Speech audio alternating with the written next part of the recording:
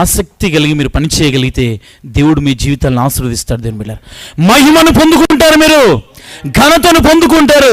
నా యమన కాల జీవితం, నా చిన్నతనం అంతా మైకుల దగ్గర గడిచిపోయింది. దేవుని బిడ్డలారా, ఇలా చిన్నపిల్లలు సుమన్ కానీ బెన్నీ కానీ, నా చిన్నతనం అంతా మైకుల దగ్గర గడిచిపోయింది.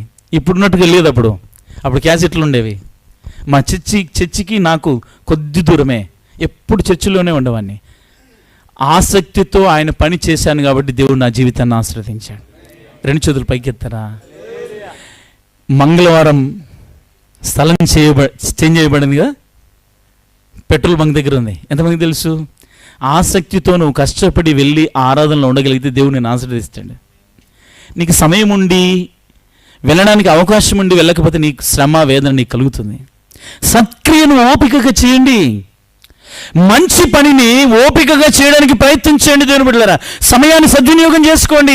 సమయం పోతే మళ్ళీ రాదు. నిన్నటి రోజు మళ్ళీ సంపాదించుకోగలుగుతామా?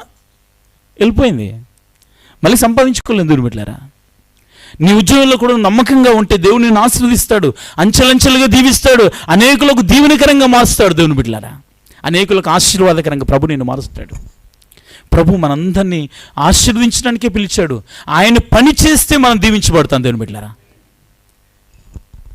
సిమెంట్ ఫ్యాక్టరీ దగ్గర కూడా ప్రార్థన జరుగుతుంది.